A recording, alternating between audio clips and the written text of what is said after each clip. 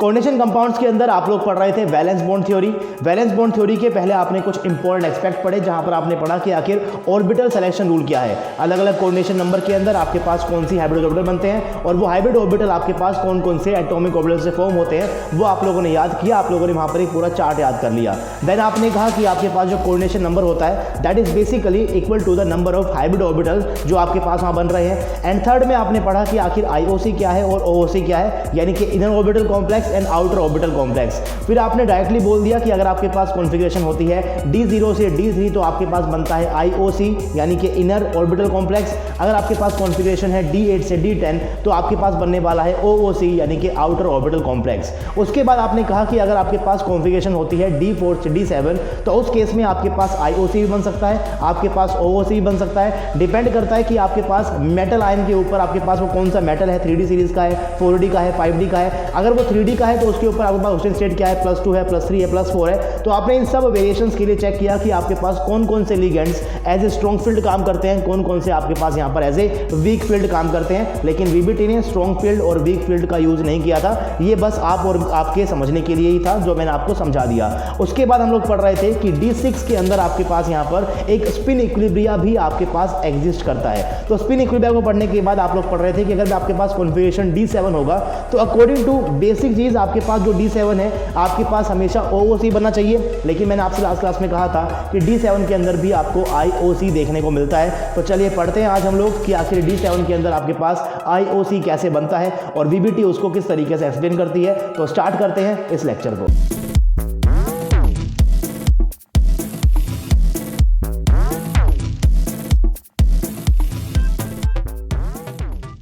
Hello guys, welcome to RJ Academy. आपका बहुत बहुत स्वागत है मेरे इस यूट्यूब चैनल के ऊपर। आई होप कि आप लोगों ने स्टार्टिंग के लेक्चर्स देख लिए होंगे। हमेशा आपको बोलता हूं यार, ये आपका चल रहा है lecture number 17 of coordination compounds, और स्टार्टिंग के लेक्चर्स देखना बहुत ज़रूरी है क्योंकि वहीं से आपके पास बेस बनता है और उसी बेस का आप लोग यहाँ पर अब यूज़ कर रहे हो एडवांस्ड कोऑर्डिनेशन केमिस्ट्री को पढ़ने के लिए। हम लोग पढ़ रहे थे VBT, और VBT के अंदर आपने कहा कि आपके पास यहाँ पर एक कॉन्सेप्ट होता है IOC का और OOC का। अगर आपके पास कॉन्फ़िगरेशन सिंपली D0 से D3 है तो आपके पास IOC बनेगा, कोई आपको वहां पर चेक करने की जरूरत नहीं है। अगर आपके पास कॉन्फ़िगरेशन D8 से D10 है आपके पास OOC बनेगा, ज्यादा कुछ चेक करने की आपको जरूरत नहीं है। लेकिन आपको ध्यान रखना है D4 से D7 के लिए वहां पर आपके पास IOC भी बन सकता है, आपके पास OOC भी बन सकता है। और साथ में आप लोगों ने पढ़ा था कि आपके पास एक स्पिन इक्विलिब्रिया भी एग्जिस्ट करता है D6 के केस के अंदर। जब आपके पास कॉम्प्लेक्स ऑक्टाहेड्रल रहेगा तो उस केस में आपके पास जो D6 कॉन्फ़िगरेशन है उस केस में आपको एक स्पिन इक्विलिब्रिया देखने को मिलता है। There will be an equilibria between low spin and high spin, जिसको हम लोगों ने लास्ट क्लास के अंदर डिस्कस किया था। एग्जांपल आपके सामने यहां पर है। अगर आपके पास यहां पर कोई कॉम्प्लेक्स है ऑक्टाहेड्रल और मैं यहां पर ले लूंगा 3 लिगेंड स्ट्रॉन्ग फील्ड वाले, 3 ले लूंगा वीक फील्ड वाले, तो उस केस में आपके पास जो वो कॉम्प्लेक्स होगा वो हाई स्पिन होगा कि लो स्पिन होगा, यानी कि OOC होगा या फिर IOC होगा। वो डिपेंड करता है कि आखिर आपके पास टेम्परेचर क्या है। अगर टेम्परेचर ज्यादा होगा तो आप मूव करते हो हाई स्पिन की तरफ, अगर आपके पास टेम्परेचर कम है तो आप मूव करते हो वहां पर लो स्पिन की तरफ। अगर आपके पास लो स्पिन है दैट मीन्स आपके पास IOC है, अगर आपके पास हाई स्पिन है दैट मीन्स आपके पास क्या है, OOC है। एंड साथ में आप लोगों ने पहले ये भी पढ़ लिया है कि अगर आपके पास IOC होता है तो इसका नेचर कोवलेंट होता है, एंड साथ में IOC आपके पास होते हैं इनर्ट नेचर के, और जो आपके पास OOC है ये आपके पास यहाँ पर होते हैं लेबाइल नेचर के। इसको भी आप याद रखिएगा, याद करना बहुत आसान है। IOC आपके पास I से स्टार्ट हो रहा है, इनर्ट आपके पास I से स्टार्ट होता है, तो IOC आपके पास क्या होगा, हमेशा इनर्ट होगा। इस तरीके से आप यहाँ पर इसको याद कर सकते हो। आज हम आगे चलेंगे और बात करेंगे कि अगर आपके पास कॉन्फ़िगरेशन D7 होती है, मैंने आपसे कल कहा था लास्ट में जाते जाते कि अगर आपके पास यहाँ पर D7 है तो आप इलेक्ट्रॉन्स की फिलिंग कुछ इस तरीके से करोगे। 2 आपके पास यहाँ पर रहेंगे इलेक्ट्रॉन्स, 2 आपके पास यहाँ पर है, 1 इलेक्ट्रॉन 1 इलेक्ट्रॉन 1 इलेक्ट्रॉन। अगर मैं यहाँ पर फोर्स पेयरिंग भी करा देता हूँ तो आपके पास क्या होगा, मैक्स टू मैक्स 1 इलेक्ट्रॉन आपके पास यहाँ से कहाँ चला जाएगा, इधर आपके पास हो जाएगी पेयरिंग, तो आपके पास सिर्फ और सिर्फ एक ही आपके पास ऑर्बिटल खाली आपको मिलेगा। तो आपके पास यहाँ पर IOC के चांसेस नहीं होने चाहिए थे। जितने भी कॉन्सेप्ट आपने पढ़े हैं उसके हिसाब से आपके पास यहाँ पर IOC नहीं बनना चाहिए था। लेकिन कुछ कंपाउंड्स ऐसे देखे गए जो कि आपके पास मेटल आयन D7 कॉन्फ़िगरेशन रख रहा है और साथ में वो IOC बना रहा है। अब कैसे पता चलता है कि आपके पास वो IOC है? मैंने आपसे कहा था कि पहले आपके पास कॉम्प्लेक्स आ जाता है और आप निकालते हो उसका मैग्नेटिक मोमेंट। तो लेट्स से कि आपके पास कोई कॉम्प्लेक्स है, कॉम्प्लेक्स आपके पास यहाँ लिखा हुआ है कोबाल्ट NO2 6 माइनस का 4, राइट। आपके पास यहाँ पर जो NO2 है ये आपके पास एक स्ट्रॉन्ग फील्ड लिगेंड की तरह काम करता है, आप यहाँ पर बोल सकते हो, क्योंकि इसकी जो लिगेंडिंग साइट है वहां पर आपको देखने को मिलता है ऑक्सीजन एटम, जो कि हाईली इलेक्ट्रोनेगेटिव होता है, मोर कॉन्ट्रैक्टेड होता है। तो वो कहां पर जाएगा, वो जाने वाला है ज्यादा रेडियल एक्सपेंशन वाले ऑर्बिटल की तरफ, यानी कि ND ऑर्बिटल की तरफ। तो आपके पास यहां पर OOC बनना चाहिए था, जो कॉन्सेप्ट आपने पढ़ा है।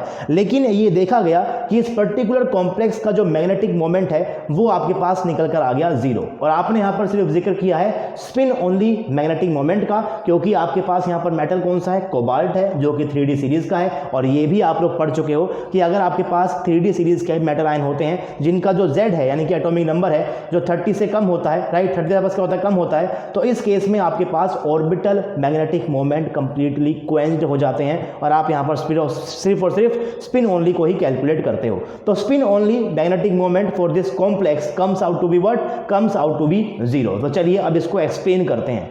अगर आपके पास मैग्नेटिक स्पिन ओनली मोमेंट आपके पास 0 है, अगर वो 0 है, दैट क्लियरली मींस कि आपके पास यहां पर एक भी अनपेयर्ड इलेक्ट्रॉन नहीं रहा होगा। अगर आपके पास अनपेयर्ड इलेक्ट्रॉन होते तो आपके पास कुछ ना कुछ मैग्नेटिक मोमेंट निकल कर आता, लेकिन वो 0 आ गया, दैट मींस आपके पास अनपेयर्ड इलेक्ट्रॉन यहां पर बिल्कुल भी आपको देखने को नहीं मिले, राइट। उसके बाद अगर मैं यहां पर बात करता हूं D7 कॉन्फ़िगरेशन की, तो आपके पास कुछ इस टाइप से यहां पर कॉन्फ़िगरेशंस आपके पास निकल कर आती है। अगर आपको यहां पर एक ऐसा कॉम्प्लेक्स बनाना है जो कि आपके पास IOC है, ये चेक कर लिया गया था कि आपके पास एक ऐसा बनेगा IOC ही बनेगा। अगर ये IOC है तो आपके पास यहां पर क्या होगी separation, this should be D2sp3, यानी कि आपके पास रहेंगे अंदर वाले d ऑर्बिटल यानी कि n-1d ऑर्बिटल रहेंगे 2, एक रहेगा आपके पास ns ऑर्बिटल और 3 आपके पास यहां पर रहने वाले हैं np ऑर्बिटल। तो चलिए देखते हैं किस तरीके से हम लोग यहां पर 2 n-1d ऑर्बिटल को वैकेंट कर सकते हैं। तो अगर आपको यहां पर इस केस में 2 n-1d ऑर्बिटल को वैकेंट करना है तो उसका तरीका तो भाई एक ही है। एक तरीका ये है कि इसके अंदर से मैं जो एक सिंगल इलेक्ट्रॉन है इसको मैं यहां पर ले आता हूं इधर की तरफ और कर देता हूं एक फोर्स पेयरिंग। तो मैंने एक की यहां पर कर दी है फोर्स पेयरिंग। उसके बाद आपके पास जो सेकंड इलेक्ट्रॉन है इसको भी मुझे यहां से निकालना पड़ेगा। तो लेट्स से मैंने क्या किया, मैंने इस इलेक्ट्रॉन को यहां से निकाल दिया और मैं इसको लेकर चला गया हूं इस ND वाले ऑर्बिटल के अंदर। तो अब आपके पास 2 n-1d खाली हो गए, एक आपके पास ns खाली है और 3 आपके पास np खाली है। तो आपके पास बन जाएगा यहां पर D2sp3 और आप यहां पर अपने IOC को एक्सप्लेन कर सकते हो, यानी कि आपके पास यहां पर हो रही है 1 फोर्स पेयरिंग और एक इलेक्ट्रॉन का n-1d से ND में जाने को मैं क्या बोलता हूं, स्पेशल केस ऑफ ट्रांसफरेंस बोलता हूं। VBT ने इसको क्या कह दिया गया कि आपके पास यहां पर क्या हो रहा होगा भाई, ट्रांसफरेंस हो रहा है, एक स्पेशल केस का यहां पर ट्रांसफरेंस देखने को मिला। और ट्रांसफरेंस भी ऐसा भाई आपके पास यहां पर क्या है, लेट्स से आपके पास ये क्या है, ये आपके पास n-1d ऑर्बिटल है, उसकी एनर्जी लेवल है आपके पास, ये आपके पास के ऊपर क्या होगा, आपके पास फिर ns होगा, इसके बाद पास क्या होगा, np होगा, उसके बाद क्या आएगा आपके पास nd आएगा। तो इलेक्ट्रॉन का ट्रांसफर तो हो ही रहा था, लेकिन इलेक्ट्रॉन का ट्रांसफर भी आपको ऐसा देखने को मिला कि वो कहां गया, n-1d से कहां पर जा रहा है, सीधा nd के अंदर जा रहा है, यानी कि अपनी क्लोजर वाले एनर्जी लेवल के अंदर नहीं जा रहा, ना तो ns के अंदर जा रहा है ना ही आपके पास np के अंदर जा रहा है, वो कहां पर जा रहा है, nd के अंदर जा रहा है। तो इसे क्या कह दिया गया, एक स्पेशल केस का ट्रांसफरेंस कह दिया गया। ये एक फेलियर है, आगे बढ़ेंगे हम इसको। ये आपके पास जब हम लिखेंगे ना VBT की कमियां क्या क्या हैं, तो उस केस में आप देखोगे कि ये उसकी कमी के अंदर ही आएगा, कि ऐसे थोड़ी ना कि आप कुछ भी एक्सप्लेन कर दोगे, लेकिन जैसा किया गया था वैसा आपको पढ़ना तो पड़ेगा ही।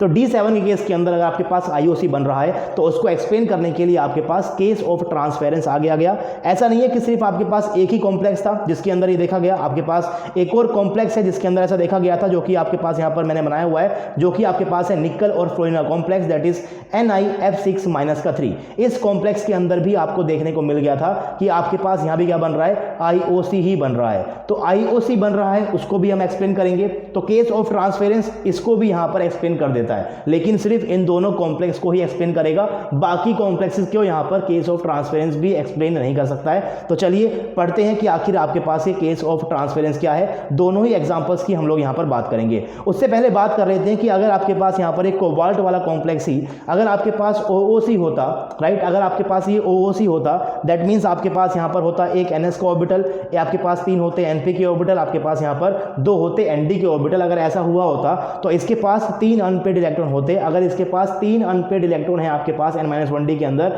तो इसका मैग्नेटिक स्पिन ओनली मोमेंट क्या निकल कर आता है आपके पास, √3 × 3+2 फॉर्मूला पढ़ चुके हो आपके पास। क्या होता है, mu spin only is equal to what, √n × n+2। 2। तो इस फॉर्मूले की हेल्प से आपके पास म्यू स्पिन ओनली क्या आता, दैट शुड बी 3.87, लेकिन वो 3.87 नहीं आया, वो 0 आया। तो आपको यहाँ पर एक फोर्स पेयरिंग करनी पड़ी और आपको यहाँ पर देखना पड़ा एक केस ऑफ ट्रांसफेयर। चलिए फोर्स पेयरिंग को हम समझ भी सकते हैं, समझेंगे कैसे कि आपके पास यहाँ पर लिगेंड क्या है, NO2 है। चलिए अगर आपके पास लिगेंड यहाँ पर NO2 होता है तो ये आपके पास एज ए स्ट्रॉन्ग फील्ड की तरह काम कर रहा होगा और उस केस में आपके पास क्या हो गई है, एक फोर्स पेयरिंग हो गई है। तो फोर्स पेयरिंग समझ में आती है, केस ऑफ ट्रांसफेरेंस आपके पास क्या आ गया, एक नई चीज आ गई। तो आखिर ये केस ऑफ ट्रांसफेरेंस आपके पास क्या होता है भाई, this is the transfer of electron but not in the closer energy orbital, instead in some other available orbital. जैसे कि आपके पास यहाँ पर ये n-1d है, एक तो आपने फोर्स पेयरिंग कर दी है, दिस शुड बी d7। आपके पास यहाँ पर जो एक और इलेक्ट्रॉन था वो इलेक्ट्रॉन आपके पास यहाँ से कहाँ चला गया, सीधा nd के अंदर गया है, ना ही गया है ns के अंदर, ना ही गया है np के अंदर, यानी कि क्लोजर एनर्जी लेवल के अंदर नहीं गया है बल्कि थोड़ा सा दूर चला गया है। इसे बोल दिया गया स्पेशल केस ऑफ ट्रांसफेरेंस। और मैंने यहाँ पर लिखा हुआ है नोट कर भी, that this transfer concept is of VBT। ये VBT का कॉन्सेप्ट है जो कि एक फेलियर रहा है and this will come under the limitation of VBT। एक बार VBT को पढ़ने के बाद हम कुछ क्वेश्चंस करेंगे, क्वेश्चंस को पढ़ने के बाद हम पढ़ेंगे कि आखिर VBT की कमियां क्या क्या थी, जिन कमियों को दूर करेगा आपका आने वाली नई theory, that will B CFT, जो कि बहुत इंपॉर्टेंट रहेगी, जहां से आपके पास काफी सारे क्वेश्चंस आते हैं। कुछ क्वेश्चन हम लोग आज भी करेंगे, लेकिन क्वेश्चन से पहले इस कॉन्सेप्ट को भी अच्छे से पढ़ लेते हैं। So the transference theory is successful in only some complexes like cobalt NO2 6 and nickel F6 -3। I hope कि आपको यहाँ पर कॉम्प्लेक्स को देखकर ही निकालना आता होगा कि मैं कॉन्फ़िगरेशन यहाँ पर किस तरीके से D7 बोल रहा हूँ। अगर आपके पास यहाँ पर कोबाल्ट है, आपके पास यहाँ पर NO2 है, 6 है, -4 है, तो आपको पता होना चाहिए कि NO2 के ऊपर आपके पास माइनस का चार्ज होता है, राइट। इसको अगर आप x मान लोगे, so this will be your x। आपके पास यहाँ पर 6 NO2 के लिगेंड है, a के ऊपर चार्ज है -1, ओवरऑल चार्ज आपके पास यहाँ पर कितना है, -4 है, that will be equal to -4। तो आपके पास यहाँ पर x आ जाएगा +2। अगर आपके पास यहाँ पर x +2 है, दैट मीन्स आपके पास यहाँ पर कॉपर क्या है, +2 स्टेट के अंदर है। और अगर आपके पास कॉपर +2 के अंदर होता है तो उसकी कॉन्फ़िगरेशन आपके पास क्या हो जाती है, सिंपली D7 हो जाती है। सेम उस तरीके से अगर आपके पास यहाँ पर कॉम्प्लेक्स बना देता हूँ मैं, यहाँ पर जो आपके पास यहाँ पर नीचे है निकल F6 -3, अगर आपके पास ये कॉम्प्लेक्स है, तो अगर मैं यहाँ पर मान लूंगा निकल वाली क्वेश्चन स्टेट को x, this should be but -1, तो आपके पास x है निकल का, आपके पास 6 है लिगेंड फ्लोरीन वाले, a के ऊपर चार्ज है -1, पूरा चार्ज आपको यहाँ पर गिवन है -3, तो आपके पास यहाँ पर x क्या आ जाएगा भाई, this will be equal to +3। और निकल +3 की कॉन्फ़िगरेशन पास क्या आने वाली है, ये भी आपके पास D7 ही आएगी। और ये देखा गया कि आपके पास NiF6 -3 कॉम्प्लेक्स भी क्या था, आपके पास इनर ऑर्बिटल कॉम्प्लेक्स था।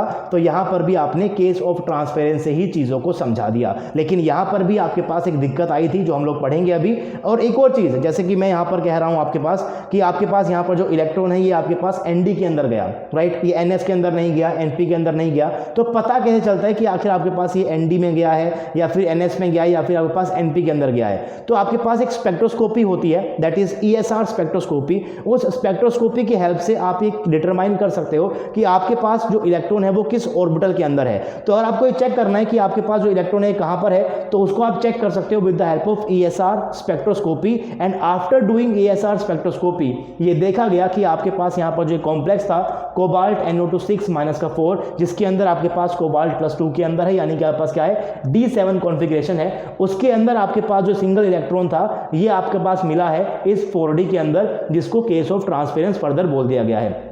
तो इस एग्जाम्पल में दो चीज़ें हुई हैं। पहली आपके पास यहाँ पर हुई है एक फोर्स पेयरिंग, यानी कि एक इलेक्ट्रॉन यहाँ से करेगा शिफ्ट और कर लेगा पेयरिंग। तो इस फोर्स पेयरिंग को हम समझ सकते हैं क्योंकि आपके पास NO2 क्या है, एक स्ट्रॉन्ग फील्ड लिगेंड है। उसके बाद इसको समझने के लिए बोल दिया गया, this is what, this is the special case of transference, this electron is found in 4D orbital. ESR spectroscopy ने यहाँ पर बता दिया और इसे बोल दिया गया this is what, this is the case of transference. तो इस एग्जाम्पल को तो हम फिर भी समझ लिया, कोई प्रॉब्लम यहाँ तक नहीं आई। अब बात करते हैं सेकंड एग्जांपल की। सेकंड आपके पास यहाँ पर है निकल F6 -3। आपके पास यहाँ पर निकल किसके अंदर होगा, +3 के अंदर है। अगर निकल आपके पास यहाँ पर +3 के अंदर, दैट मीन्स आपके पास यहाँ पर क्या है, D7 आपके पास कॉन्फ़िगरेशन है। अगेन आपके पास क्या रहेंगे, यहाँ पर 7 रहेंगे इलेक्ट्रॉन। आपको बनाना है यहाँ पर IOC, क्योंकि आपको चेक किया गया है कि आपके पास क्या है, दिस इज योर IOC। तो IOC को बनाने के लिए आपके पास यहाँ पर जो 2 इलेक्ट्रॉन्स हैं इनका क्या हुआ होगा, एक का आपके पास यहाँ पर होगी फोर्स पेयरिंग और एक कहाँ चला गया आपके पास यहाँ से अब 5s में चला गया। अब ये 4D में क्यों नहीं गया? मैं ऐसा क्यों नहीं बोल रहा हूँ कि 4D के अंदर गया ये, क्योंकि ASR स्पेक्ट्रोस्कोपी ने बताया कि आपके पास जो इलेक्ट्रॉन है ये आपके पास 5s के अंदर मिला है, ये आपको 4D के अंदर नहीं मिला। तो आप भी इसको कैसे बोलोगे, आपके पास कहाँ चला गया, ये 5s के अंदर चला गया। जितना याद कर सकते हो उतना कर लो। हालांकि एग्जाम में कभी भी ऐसा क्वेश्चन नहीं आएगा कि इस कॉम्प्लेक्स के अंदर आपके पास जो इलेक्ट्रॉन था ये कहाँ पर जाएगा। अब क्योंकि ASR स्पेक्ट्रोस्कोपी ने कहा कि ये 5s के अंदर जा रहा है, तो हम भी इसको क्या पढ़ रहे हैं, एज ए 5s के अंदर ही पढ़ रहे हैं। यानी कि क्लोजर आपके पास ऑर्बिटल्स के अंदर नहीं गया है, क्लोजर एनर्जी लेवल के अंदर नहीं गया है, बल्कि कहाँ पर गया है, वो दूर वाले के अंदर गया है। This electron is found in where, in 5s orbital. ESR spectroscopy इसको बताती है। दो ही चीजें होती हैं आपके पास, एक आपके पास होता है एक्सरे क्रिस्टलोग्राफी, जो कि आपको ये बताएगा कि आखिर आपके पास उस पर्टिकुलर कॉम्प्लेक्स का स्ट्रक्चर क्या है, क्या वो ऑक्टाहेड्रल है, स्क्वायर प्लेनर है, टेट्राहेड्रल है। तो एक्सरे से आप पता चलता है कि उसका स्ट्रक्चर क्या है। ESR से आपको पता चलता है कि आखिर वो आपके पास जो इलेक्ट्रॉन है वो किस वाले ऑर्बिटल के अंदर है। तो इन चीज़ों को भी थोड़ा सा रिलेट करते हुए आप लोग प्लीज चलिएगा। तो इसको तो आपने एक्सप्लेन कर दिया with the help of case of transference, लेकिन जो यहाँ पर ये फोर्स पेयरिंग हुई है, अब इसे आप कैसे एक्सप्लेन करोगे? क्योंकि ऊपर वाले केस के अंदर तो आपके पास फिर भी लिगेंड क्या था, NO2 था, जो कि आपके पास एक स्ट्रॉन्ग फील्ड लिगेंड की तरह काम करता है, तो वो तो पेयरिंग कर देगा। लेकिन नीचे वाले कॉम्प्लेक्स में पास क्या है, F है, यानी कि फ्लोरीन नेगेटिव है। अगर फ्लोरीन नेगेटिव है आपके पास, तो ये तो आपके पास वीक फील्ड होता है। आपको सीरीज याद है, सीरीज में क्या होता है आपके पास, पहले आपके पास आते हैं halogens, F negative, C negative, I negative, फिर आपके पास यहाँ पर आता है H2O, फिर आपके पास आता है NH3, एंड फिर आपके पास यहाँ पर आते हैं पाई एसिड लिगेंड। तो आपने देखा था कि अगर आपके पास +3 वाली भी स्टेट होती है, तो उस केस में आप लाइन कहाँ पर ड्रॉ करते हो, आप लाइन ड्रॉ करते हो यहाँ पर H2O के पास। और H2O भी विद कोबाल्ट 3+ बिहेव करता है as a strong field ligand, और बाकी सब क्या करता है वाला, वो as a weak field ligand behave करता है। लेकिन यहाँ पर तो आपका जो F नेगेटिव है, जो कि लाइन के अंदर सबसे पीछे होता है, ये भी यहाँ पर पेयरिंग कर रहा है। तो इसको कैसे एक्सप्लेन कर दिया? तो VBT ने कहा भाई कि अगर आपके पास कोबाल्ट +3 के साथ H2O as a strong field ligand काम कर सकता है, तो आपके पास कोबाल्ट के बाद क्या आता है, निकल आता है, फिर क्या आता है, कॉपर आता है, फिर क्या आता है, जिंक आता है। तो अगर कोबाल्ट +3 के साथ H2O स्ट्रॉन्ग फील्ड लिगेंड की तरह बिहेव करना शुरू कर देता है, तो हो सकता है, मे बी ऐसा हो सकता है कि निकल के साथ आपके पास जो F नेगेटिव है, ये भी as a strong field ligand behave करने लग जाए। एक्सपेरिमेंट ने सारा डेटा दे दिया, उसको एक्सप्लेन करने के लिए VBT ने कुछ भी बोल दिया जो आपको यहाँ पर ऐसा याद करना है, राइट। तो ऐसा कह दिया गया था भाई, जो कहा गया वो मैंने आपको बता दिया। लेकिन ट्रांसफरेंस थ्योरी आप यूनिवर्सल अप्लाई नहीं कर सकते हो, इसका फेलियर भी है। पढ़ते हैं कि आखिर इसका फेलियर क्या होगा। आपके पास एक कॉम्प्लेक्स देखा गया, दैट इज CuNH3 4+2। आपके पास यहाँ पर क्या है, कॉपर +2 के अंदर है, यानी कि आपके पास यहाँ पर क्या है, D9 के अंदर है। अब एक्सरे ने कहा कि आपके पास जो एक कॉम्प्लेक्स है, this is your square planar complex. अगर मैं आपसे यहाँ पर बोलता हूँ कि आपके पास जो D9 है वो आप कैसे फिल करोगे भाई, आपके पास D9 यहाँ पर कुछ इस तरीके से रहेगा, 5 ऑर्बिटल हैं, 2 यहाँ पर, 2 यहाँ पर, 2 यहाँ पर, 2 यहाँ पर और 1 यहाँ पर। एक चीज़ आपको पता है कि अगर आपके पास कोऑर्डिनेशन नंबर 4 होता है, जो कि आपको यहाँ पर दिख रहा है, क्योंकि आपके पास यहाँ पर क्या है, 4 NH3 के लिगेंड है, तो कोऑर्डिनेशन नंबर 4 में आपके पास टेट्राहेड्रल हो सकता है, और आपके पास यहाँ पर होता है स्क्वायर प्लेनर भी। और टेट्राहेड्रल के यहाँ पास हाइब्रिडेशन क्या होती है, sp3 होती है। आपके पास यहाँ पर क्या होता है, स्क्वायर प्लेनर, यहाँ पास क्या होने वाला है, this will B DsP2, right. तो आप ये चीज़ें कहाँ पढ़ चुके हो, बेसिस के अंदर पढ़ चुके हो। अब कहा एक्सरे ने कि आपके पास एक कैसा है, स्क्वायर प्लेनर है। अगर ये स्क्वायर प्लेनर है तो इसकी हाइब्रिडेशन क्या होनी चाहिए, आपके पास DsP2 होनी चाहिए। और इस DsP2 के अंदर भी आपके पास D कौन सा होता है, dx² माइनस का y² होता है। ये तो आपके पास सिंपल सा s ऑर्बिटल है ही। यहाँ पास कौन सा आएंगे, यहाँ पास आने वाले हैं px और py वाले। ये सारे हम लोग पहले ही बात कर चुके हैं। मैंने आपसे वहाँ पर कहा भी था कि अगर आपको कहीं पर भी स्क्वायर वर्ड देखने को मिल जाए, या फिर कहीं पर भी आपको कुछ इस टाइप की ज्योमेट्री देखने को मिल जाए, उस केस में आपके पास dx² माइनस y² हमेशा पार्टिसिपेट करेगा। तो अगर आपके पास ज्योमेट्री स्क्वायर प्लेनर है, उस केस में आपके पास हाइब्रिडेशन होती है DsP2, यानी कि अंदर वाला D ऑर्बिटल वो भी dx² माइनस का y² पार्टिसिपेट करना चाहिए था। लेकिन D9 में आपके पास जो कॉन्फ़िगरेशन है वो कुछ इस तरीके से होती है, जहां पर आपके पास एक भी D ऑर्बिटल वैकेंट नहीं है जिसके अंदर लिगेंड इलेक्ट्रॉन को डोनेट कर सके। तो ये DsP2 आखिर बना कैसे, ये स्क्वायर प्लेनर आखिर ऐसे बना क्यों?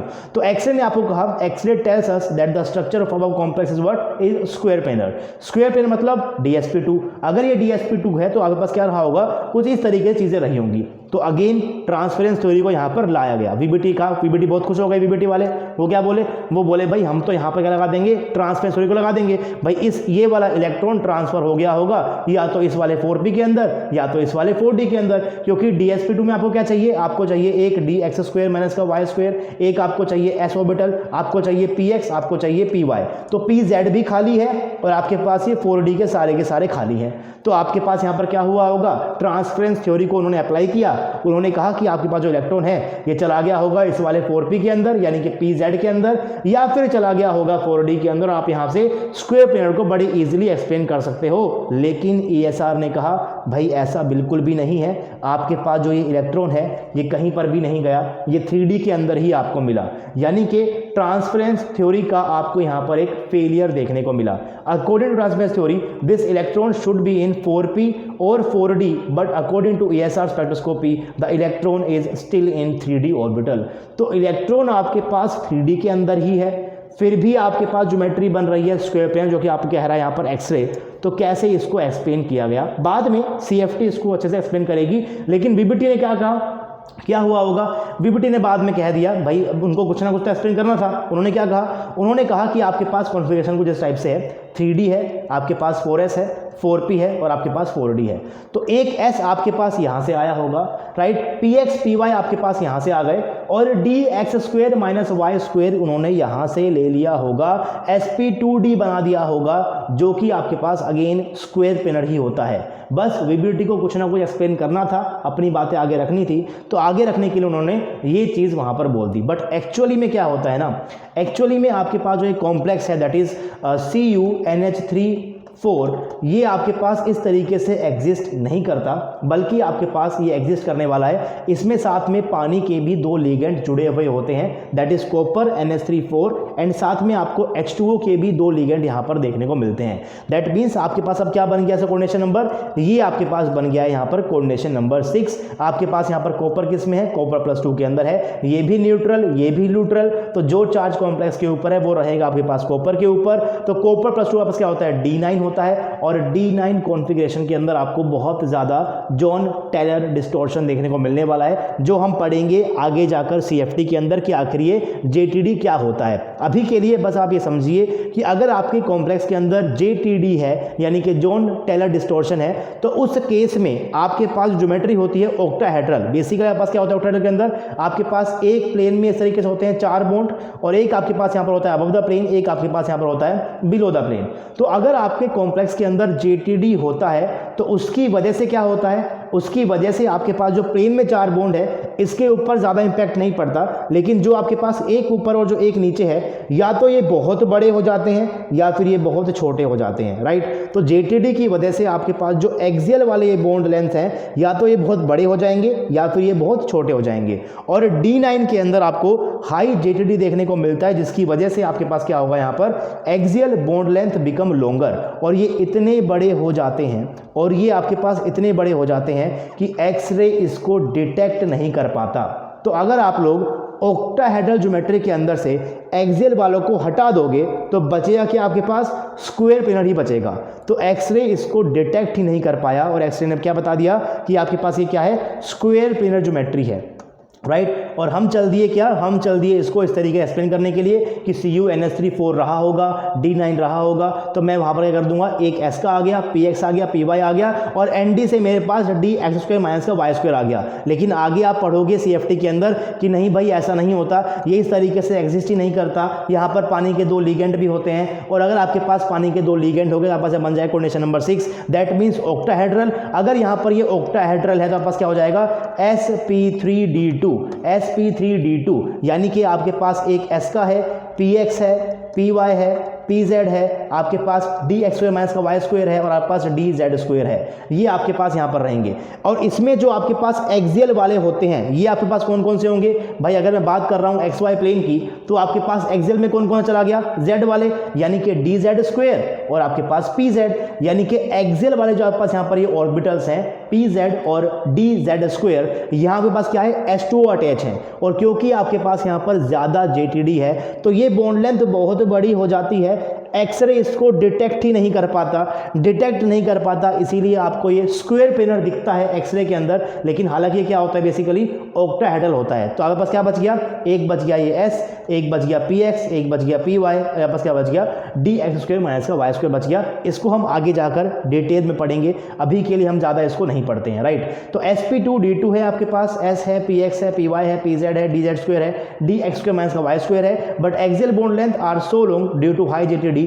It appears in xray that complex is what, complex is square planar. तो बेसिकली आपके पास क्या होता है, एक ऑक्टाहेड्रल कॉम्प्लेक्स है विद हाई GTD। ये चीज़ आप अभी के लिए बस याद रखिए, आगे जाकर हम इसको डिटेल के अंदर पढ़ेंगे। और वीबीटी में आपने बार बार कहा है कि आप पहले क्या निकालते हो, आप पहले मैग्नेटिक मोमेंट को निकालते हो। वो आप कैसे निकालोगे कि आपके पास कितने नंबर ऑफ अनपेड इलेक्ट्रॉन है। फॉर्मूला क्या होता है, mu spin only is what, this is equal to under root of n into में n+2। तो अगर आपके पास एक अनपेड इलेक्ट्रॉन है तो क्या बन जाएगा आपके पास, दिस विल बी 1 इंटू 1+2 का अंडर रूट। अगर आपके पास 2 है तो क्या बन जाएगा 2 इंटू में 2+2 का अंडर रूट। अगर आपके पास नहीं तो क्या बन जाएगा 3 इंटू में 3+2 का अंडर रूट। और पास तो क्या बन जाएगा 4 इंटू में 4+2 का अंडर रूट। तो क्यों ना हम इन वैल्यूज को डायरेक्टली याद कर लें, क्योंकि याद करना बहुत इजी है। अगर आपके पास एक अनपेड होता है तो आपके पास म्यू एसओ आएगा 1 पॉइंट समथिंग यानी कि 1.73। अगर 2 है तो क्या आएगा 2 पॉइंट समथिंग 2.83। अगर 3 है तो क्या आएगा 3 पॉइंट समथिंग यानी कि 3.87। अगर 4 है तो आपस क्या आने वाला है 4.90 यानी कि 4 पॉइंट समथिंग। अगर 5 है तो आपस क्या आ रहा है 5 पॉइंट समथिंग। इस तरीके से कर लो, अगर 1 है तो 1 पॉइंट समथिंग, 2 है तो 2 पॉइंट समथिंग, 3 है तो 3 पॉइंट समथिंग, 4 है तो 4 पॉइंट समथिंग, 5 है तो आपके पास 5 पॉइंट समथिंग। ये चीज़, ये जो आपके पास यहाँ पर टेबल बना रखी है, ये टेबल क्वेश्चंस को अटेम्प्ट करते हुए आपके पास काम आएंगी। आपको यहाँ पर डायरेक्टली चीज़ों को निकालने की ज़रूरत नहीं पड़ेगी। अब करते हैं कुछ क्वेश्चंस मैंने ऑलरेडी सॉल्व किए हुए हैं, कुछ आपके पास ऐसे क्वेश्चन जो मैंने यहाँ पर सॉल्व नहीं किए हुए हैं। तो मैं आपको जो क्वेश्चन मैंने अभी सॉल्व कर रखे हैं वो मैं आपको कराता हूँ आज के लेक्चर के अंदर। जो सॉल्व नहीं किए हुए हैं उनको मैं आपको भी दिखाऊंगा। आपको वीडियो को पॉज करना है आराम से और उस क्वेश्चन को आपको कर कर देखना है। नेक्स्ट लेक्चर के अंदर मैं वहाँ पर आपको उन क्वेश्चंस के भी आंसर दूंगा, आपको कराने वाला हूँ, डोंट वरी, है ना। तो कमेंट बॉक्स को आपको फिल नहीं कर देना है कि सर इसका आंसर क्या है, इसका आंसर क्या है। नेक्स्ट वीडियो में इसको करने वाले हैं। अभी के लिए जो मैंने सोल्व किए हुए हैं एक बार मैं आपको बस वो 1-2 क्वेश्चन करा देता हूँ ताकि आपके पास एक आपको अप्रोच मिल जाए किस तरीके से आपको क्वेश्चन को अप्रोच करना है। पहला क्वेश्चन है आपके पास, for the following complexes the increasing order of magnetic moment that is only spin only आपको निकालना है इज। आपके पास कुछ कॉम्प्लेक्सेस हैं Ti F6 3 negative, Cr F6 minus का 3, Mn F6 minus 3 and Co F6 minus का 3। आपके पास 4 कॉम्प्लेक्सेस है। चारों कॉम्प्लेक्स में क्या निकालना है आपको, यहाँ पर म्यू स्पिन ओनली निकालना है। तो वीडियो को पॉज कर सकते हो, कर देखिए। हालांकि मैंने सॉल्व किया हुआ है तो मैं आपको ये फटाफट से बता देता हूँ। सबसे पहली चीज़ है आपको यहाँ पर निकालना है कि आपके पास जो मेटल आयन है उसके ऊपर ऑक्सीजन स्टेट क्या है, फिर आपको वहाँ से निकालना है उसके ऊपर कॉन्फिगरेशन क्या है। तो पहले हम निकाल लेते हैं उसकी ऑक्सीजन स्टेट क्या है। तो मैं आपको एक एग्जाम्पल देता हूँ। एक लेट्स सपोज यहाँ पर क्या है Ti F6 है, तो मैं मान लेता हूँ यहाँ पर क्या है Ti के ऊपर लेट्स से इसके ऊपर आपस क्या है X ऑक्सीजन स्टेट है।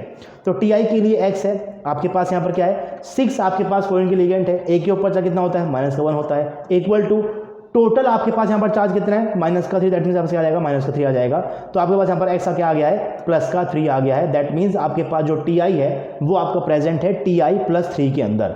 उसके बाद आपको 3D सीरीज तो पूरी याद होनी ही चाहिए। दोबारा से आपको याद करा देता हूँ। साइंस टीचर वेरी क्रूल, मांगे फेयर कॉपी निकल कॉपर जिंक। इस तरीके से मैंने याद किया हुआ है। अगर आपके पास कोई और तरीका है तो बहुत ही बढ़िया है। जो भी आपके पास तरीका है बस इंपॉर्टेंट ये है कि आपको याद होना चाहिए।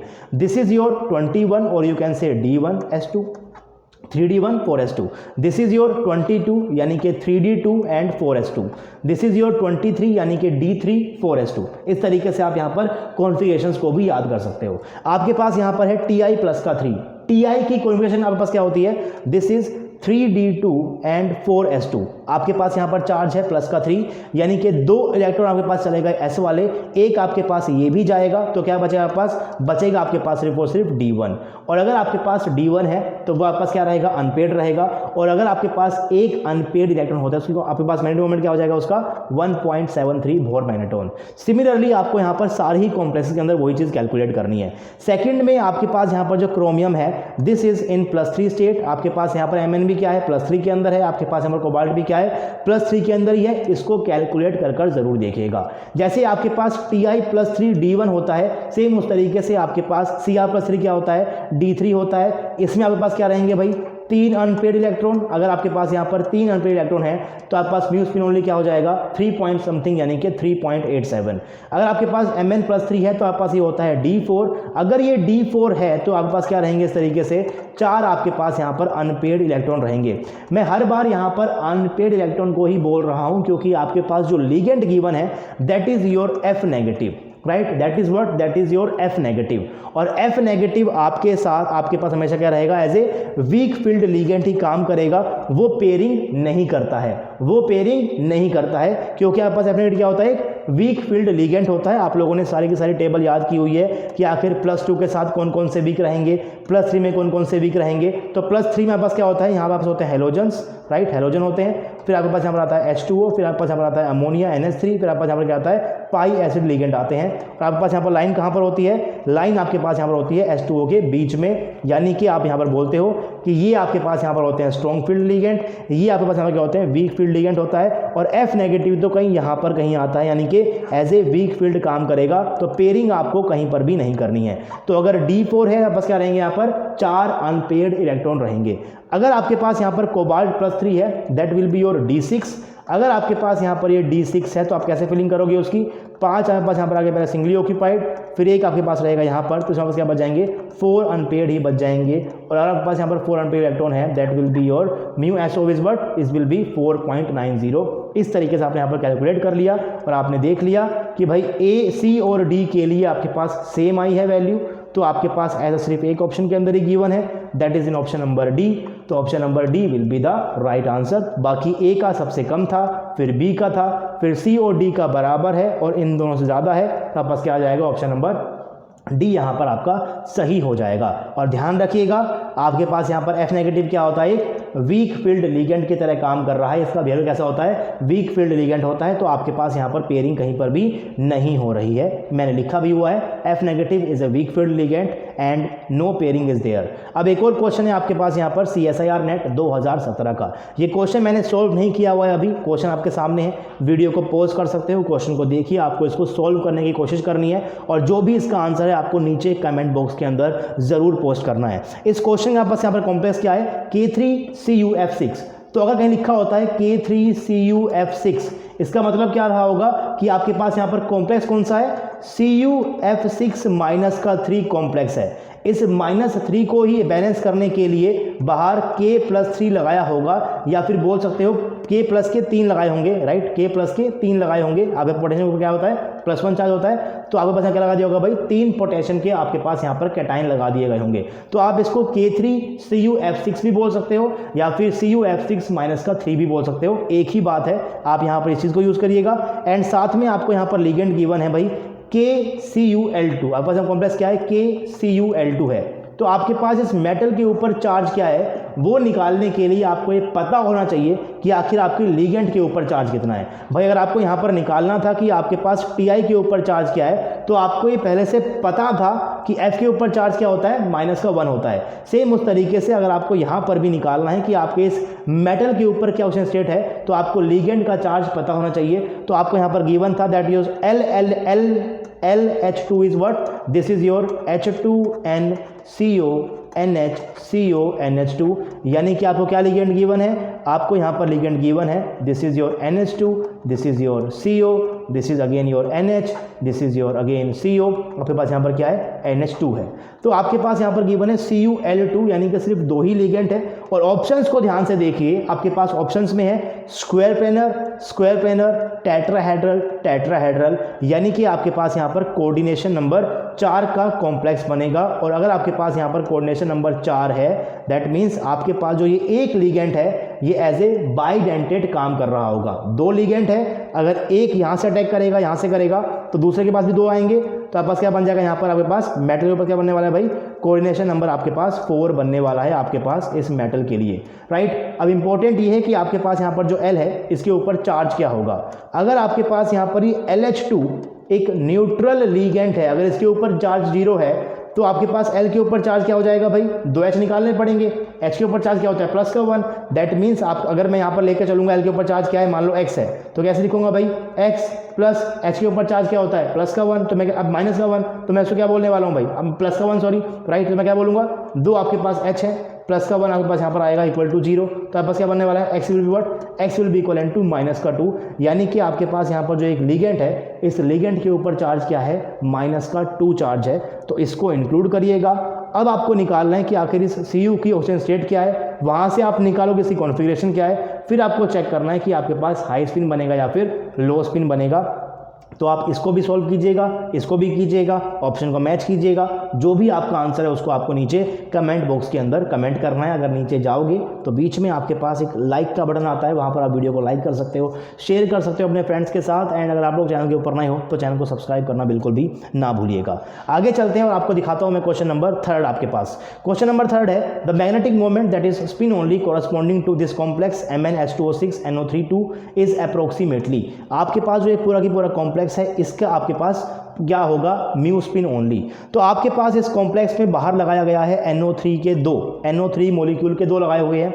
NO3 के ऊपर चार्ज क्या होता है, माइनस का 2 होता है। तो अगर आपके पास यहाँ पर माइनस का 2 चार्ज लगाया हुआ है तो कॉम्प्लेक्स के ऊपर क्या चार्ज रहा होगा, प्लस का 2 रहा होगा, सिंपल सी बात है। तो आप चाहो तो ये बोल दो, आप चाहो तो सिंपली बोल दो MnH2O6 + 2 है। अगर ये लिख दिया तो क्वेश्चन बड़ी इजीली हो जाएगा। अगर MnH2O6 प्लस का 2 है तो आपको पता है कि आपके पास यहाँ पर Mn किसके अंदर होगा, this will be in Mn+2 state, क्योंकि H2O क्या होता है, न्यूट्रल होता है। तो जो चार्ज कॉम्प्लेक्स के ऊपर है पूरा इसके ऊपर रहेगा। साथ में आपको पता है कि +2 वालों के साथ H2O क्या करता है भाई, एज ए वीक फील्ड काम करेगा।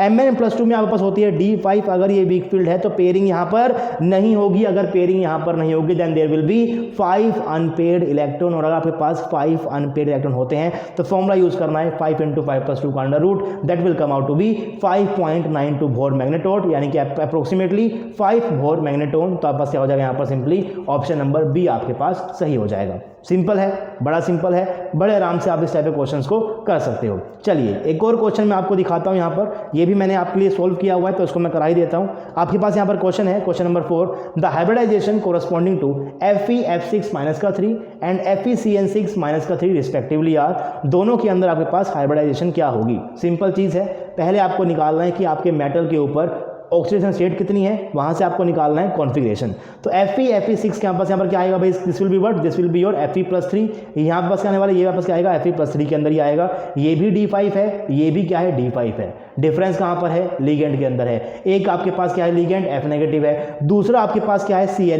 नेगेटिव है। Cn नेगेटिव एक पाई एसिड लिगेंड होता है जो बिहेव करता है as a strong field ligand. F negative आपके पास क्या होता है, वीक फील्ड लिगेंड है। अगर आपके पास F negative week field ligand है, पेयरिंग नहीं करेगा तो आपके पास N-1d के ऑर्बिटल वैकेंट आपको दिखेंगे नहीं। अगर नहीं दिखेंगे तो आपके पास यहाँ पर क्या बनने वाला है, OOC बनेगा, यानी कि आउटर वाले d ऑर्बिटल पार्टिसिपेट करेंगे। आपके पास यहाँ बन जाएगा sp3d2। लेकिन अगर आपके पास यहाँ पर ये Cn एक स्ट्रॉन्ग फील्ड लिगेंड की तरह काम कर रहा है तो आपके पास यहाँ पर पेयरिंग होगी। अगर यहाँ पर पेयरिंग हो गई तो आपको यहाँ पर 2 N-1d खाली मिल जाएगा, और आपके पास यहाँ पर खाली है, आपके क्या बनने वाला है, D2sp3 बनेगा, यानी कि sp3d2 and D2sp3 will be the right answer, यानी कि ऑप्शन नंबर डी आपके पास यहाँ पर क्या होगा, सही आंसर होगा। आई होप कोई दिक्कत नहीं रही होगी आपको यहाँ पर भी। अगर कोई भी कंफ्यूजन है, कोई भी डाउट है, then feel free to comment in the comment box. अब एक और क्वेश्चन दिखाता हूँ मैं आपको, ये सॉल्व नहीं है तो आपको करना पड़ेगा। आप बोल सकते हो कि सर मुश्किल क्वेश्चन सारे हमारे लिए छोड़ दिए और इजी आपने खुद करा दिए। डोंट वरी, ये क्वेश्चन भी हम लोग नेक्स्ट क्लास के अंदर करने ही वाले हैं।